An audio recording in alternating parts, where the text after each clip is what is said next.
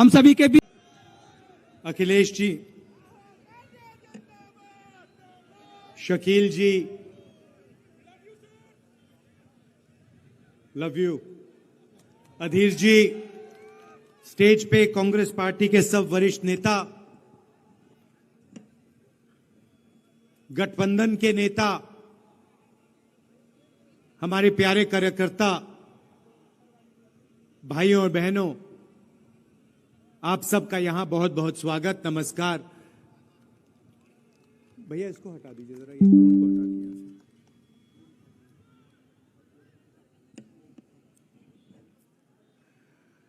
पिछले साल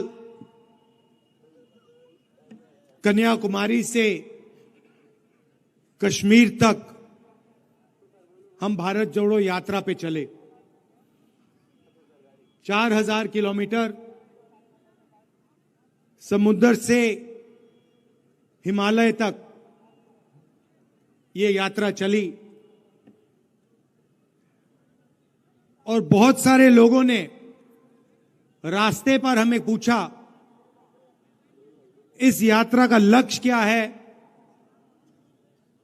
और इस यात्रा को आप पैदल क्यों कर रहे हो। तो हमने समझाया कि देश में आरएसएस की विचारधारा, बीजेपी की विचारधारा ने हिंसा और नफरत फैला रखी है। भाई भाई से लड़ रहा है, एक धर्म का व्यक्ति दूसरे धर्म के व्यक्ति से लड़ रहा है, भाषाओं के बीच में लड़ाई हो रही है, एक जात दूसरी जात से लड़ रही है। और हम चाहते थे जो ये मोहब्बत का देश है, इसमें फिर से, जैसे मैंने कहा, नफरत के बाजार में मोहब्बत की दुकान खुलनी चाहिए।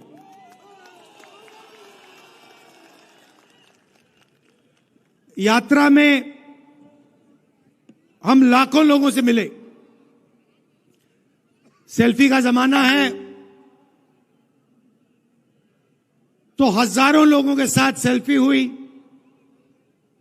7 घंटे हम चलते थे, किसानों से, मजदूरों से, स्टूडेंट से, माताओं बहनों से बातचीत होती थी। उनके दिल में जो दर्द था, जो कठिनाइयां थी, वो हमें बताते थे। और शाम को 15 मिनट 20 मिनट के लिए हम अपनी बात रखते थे। और हिंदुस्तान की राजनीति पर यात्रा का बहुत बड़ा असर पड़ा। एक विचारधारा जो बीजेपी देश के सामने रोज रखती है, नफरत, हिंसा, उसके खिलाफ एक और नया विजन, एक नई विचारधारा खड़ी हुई, मोहब्बत की। आप जानते हो, नफरत को नफरत नहीं काट सकती। जितनी भी कोशिश कर लो, नफरत को नफरत नहीं काट सकता है। नफरत को सिर्फ मोहब्बत और प्यार काट सकते हैं। तो जिस तरफ वो नफरत की बात करते हैं, देश को बांटने की बात करते हैं, दूसरे तरफ हम मोहब्बत, इज्जत, भाईचारे की बात करते हैं। जब हमने यात्रा खत्म की तो काफी लोग हमारे पास आए, कहते हैं, राहुल जी, आपने कन्याकुमारी से कश्मीर तक यात्रा कर दी, मगर देश का जो राजनीतिक सेंटर है, सोशल जस्टिस का जो सेंटर है, जहां से सामाजिक न्याय की लड़ाई शुरू होती है, वहां से तो आपकी यात्रा गई नहीं। बिहार से आपकी यात्रा गई नहीं, असम से आपकी यात्रा गई नहीं। तो बहुत लोगों ने हमें कहा कि एक यात्रा नॉर्थ ईस्ट से लेकर महाराष्ट्र तक होनी चाहिए, और हमने बात मान ली। इसीलिए आज हम आपके सामने खड़े हैं। बिहार में से अब ये यात्रा भारत जोड़ो न्याय यात्रा निकलने जा रही है। शुरुआत मणिपुर में की, वहां अपने बीजेपी की जो विचारधारा है उसको अपनी आंखों से देखा। मणिपुर को 2 भागों में बांट दिया है, भाई को भाई से लड़ा दिया है, और पूरा प्रदेश 6-7 महीने से जलता जा रहा है। दुख की बात है कि हिंदुस्तान के प्रधानमंत्री आज तक मणिपुर नहीं गए। शर्म की बात है।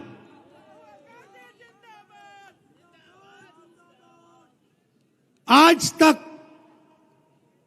हिंदुस्तान के प्रधानमंत्री मणिपुर नहीं गए। मणिपुर जल रहा है, लोग मारे जा रहे हैं, घर जलाए जा रहे हैं, मगर आज प्रधानमंत्री वहां आज तक नहीं पहुंचे। तो ये देश की हालत है। अब बिहार में हमारा क्या लक्ष्य? इस यात्रा में हमने न्याय शब्द जोड़ दिया है। भारत जोड़ो न्याय यात्रा। और सच्चाई यह है कि आज के हिंदुस्तान में गरीब व्यक्ति को ना आर्थिक न्याय मिलता है, ना सामाजिक न्याय मिलता है।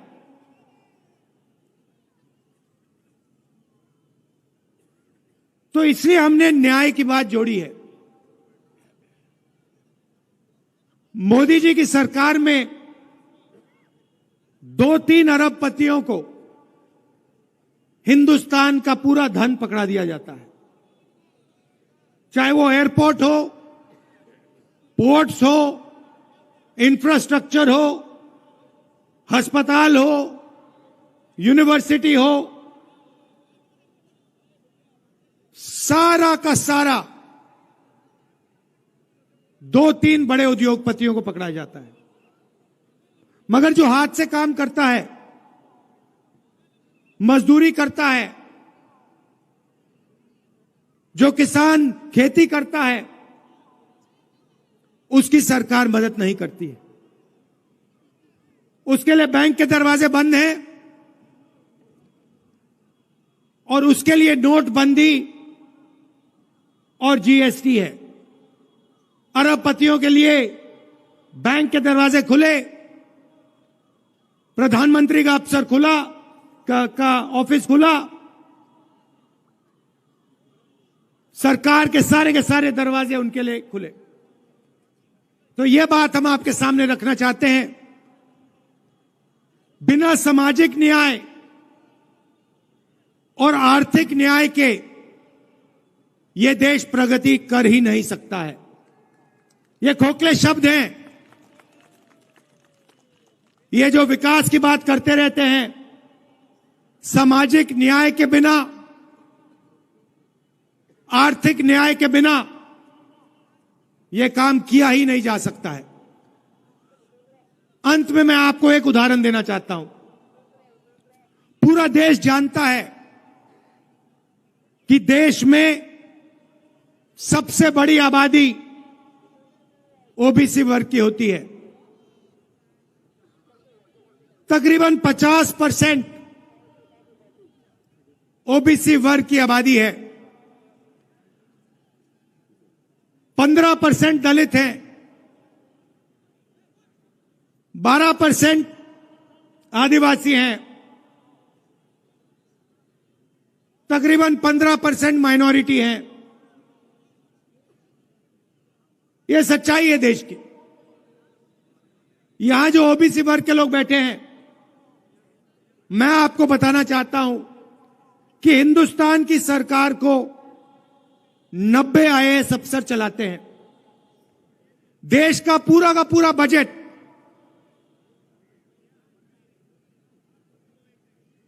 हर रुपया